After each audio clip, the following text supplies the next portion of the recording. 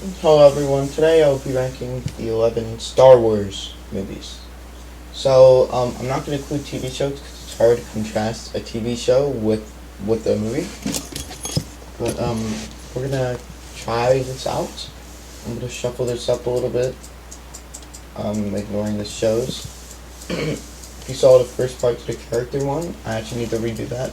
I need to redo the tier list in number 2, so I don't feel like doing it right now. So, I'm just, I don't know why it's like this.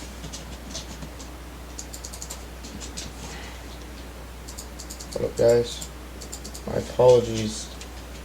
I need to route this.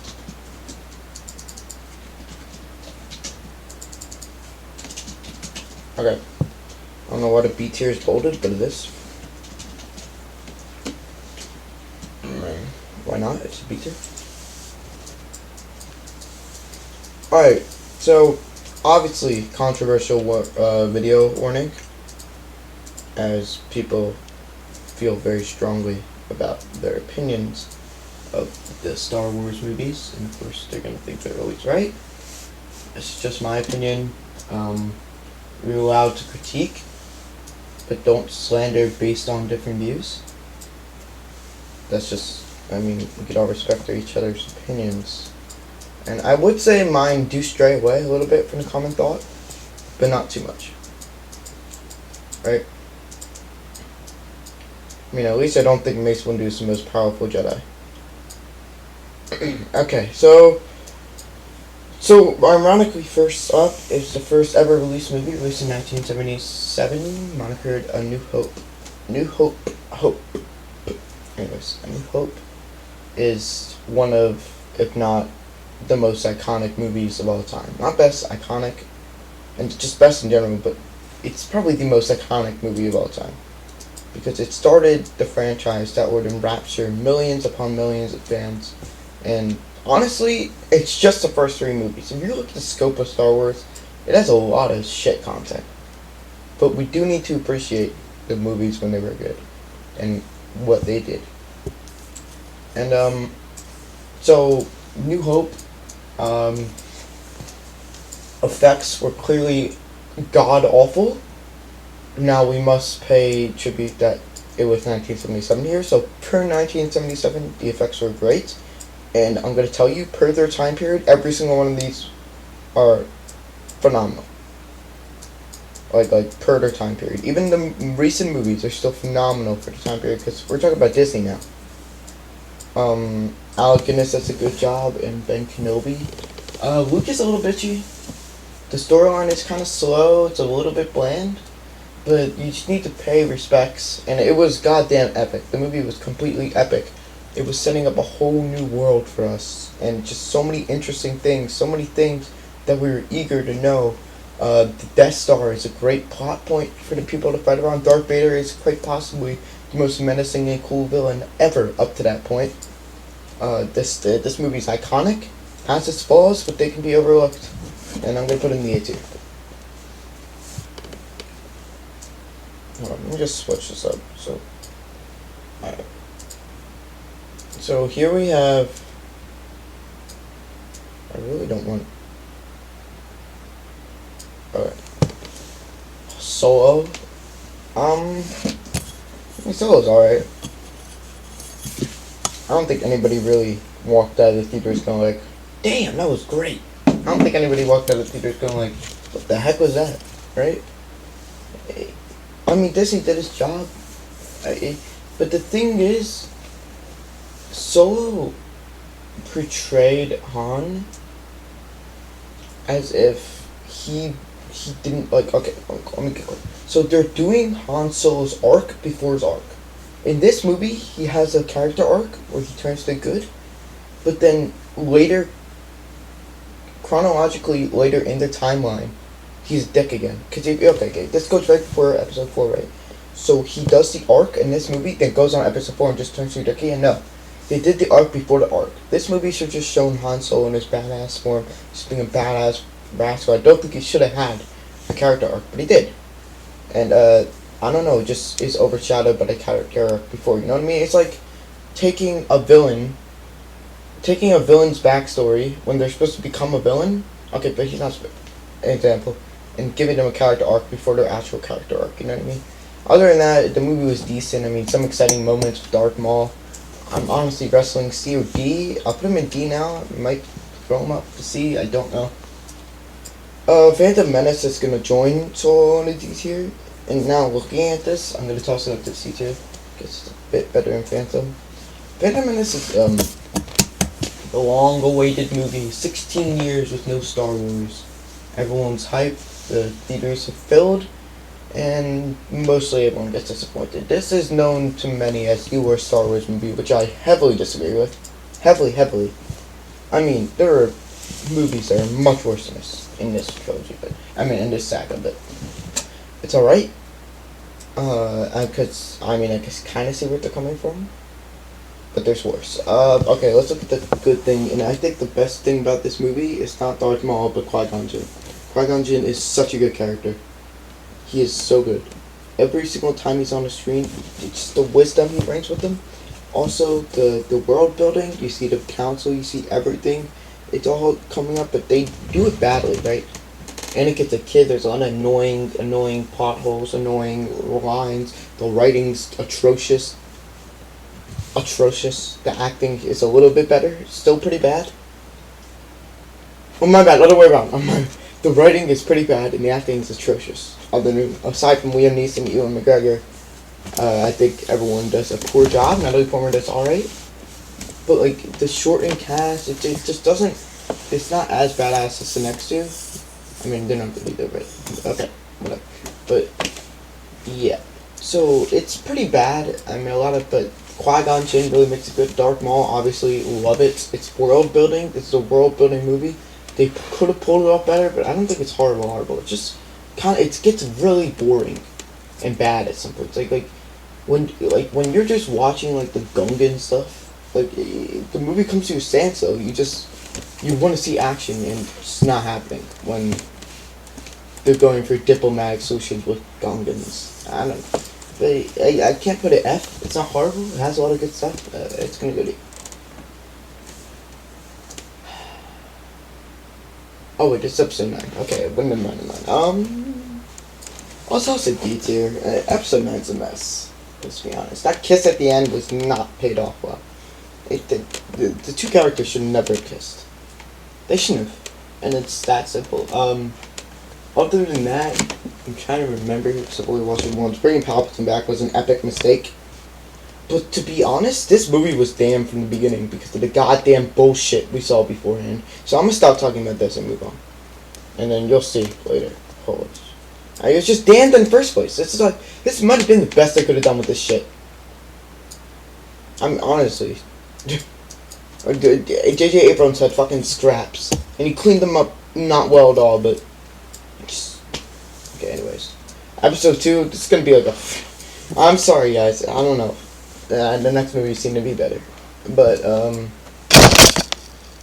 Episode 2 is... I'd say... one of the worst acting and writing performances I've ever seen. Hayden Christensen is... I don't know if I could describe to you how bad he is at acting. He's the main fucking character. Anakin's just peoning over Padme the whole time. I don't know. It's Obi-Wan is inferior. He can't even defeat a goddamn bounty hunter when he has a force. Like, what is that? It's upsetting. There's a lot of cool elements. Count Dooku's pretty cool.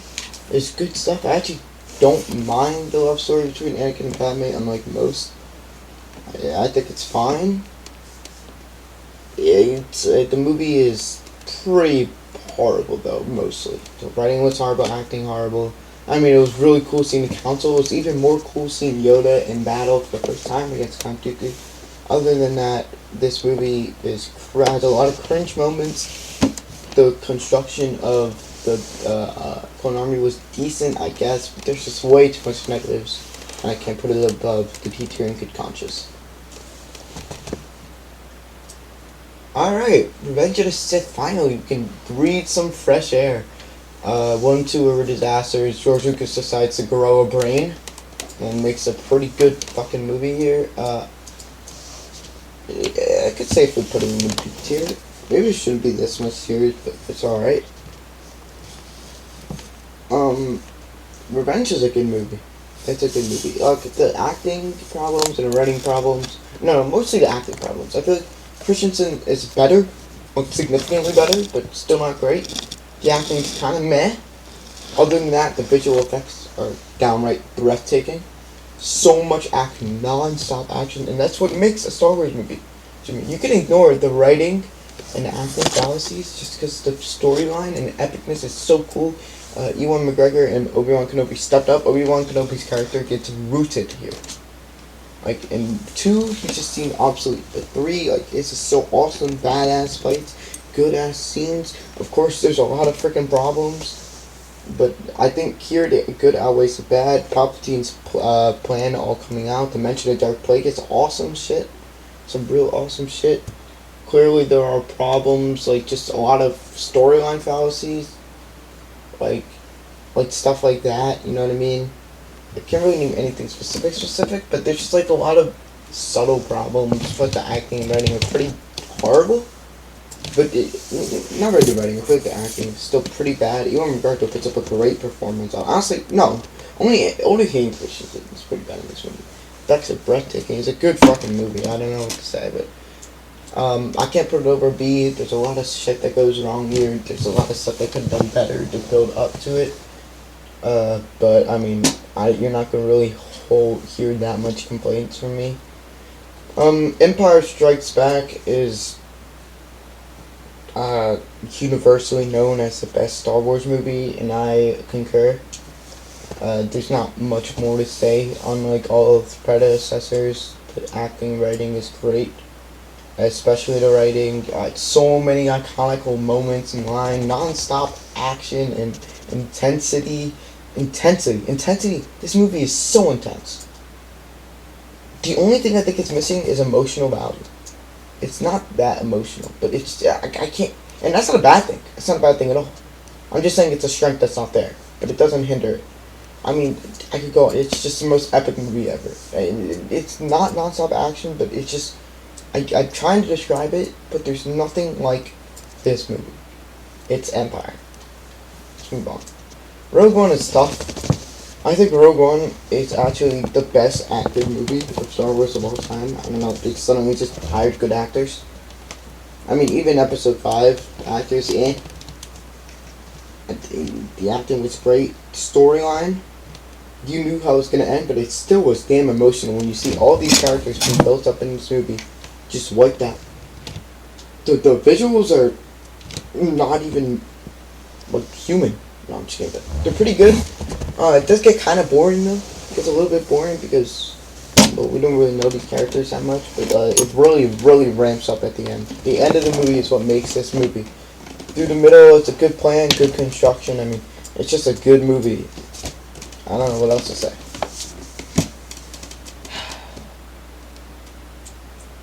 You see, it's not the debate. Is this the worst Star Wars movie of all time?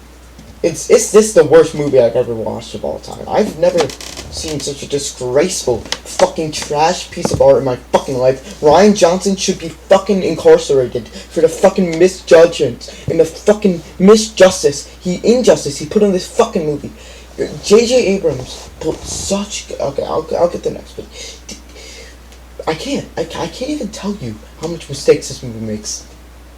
I can't tell you one fucking good thing about it other than the visuals are enhancingly breathtaking. Good for you. You have good visuals, but nothing else. Acting, pretty bad. Writing, bad. Storyline, the worst I've ever seen. It's so bad.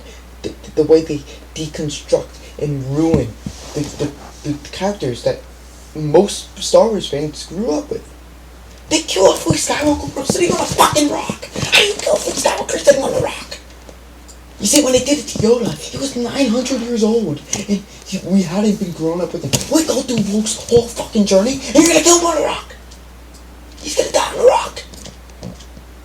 In the least creative way possible, in the cheapest way possible.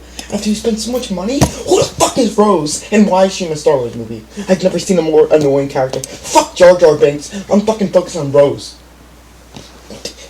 the one part, dude, Finn is going to I'm like, oh my god, finally, Finn does something good. He's gonna sacrifice himself. He's gonna save the movie. It's gonna be alright. The movie's still gonna be shit, but at least Finn will have a good scene. Rose comes out of nowhere, just bumps it out of them, and risks the whole fucking mission. Like, you're gonna die anyways, bitch.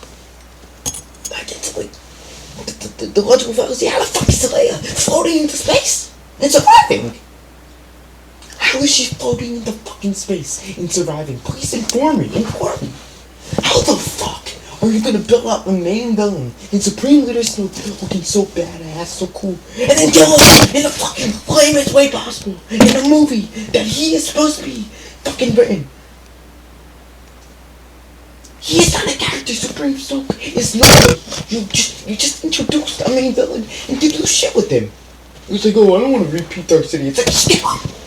You don't just kill him. Kylo Ren is so fucking mad in this movie.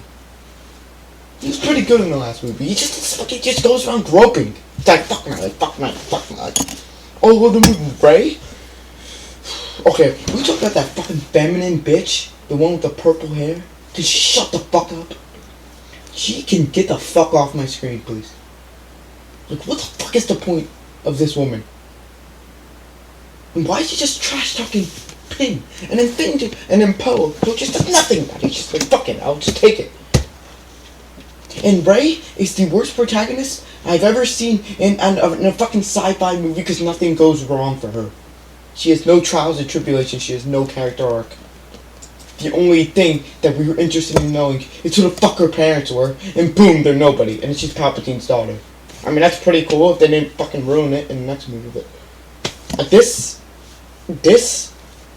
Like, you see how mad I get talking about it, because it ruined Star Wars. This single movie ruined... It's so much worse. It's so much worse than any of these. This... I don't know. It's so bad. I don't know what the fuck they were thinking.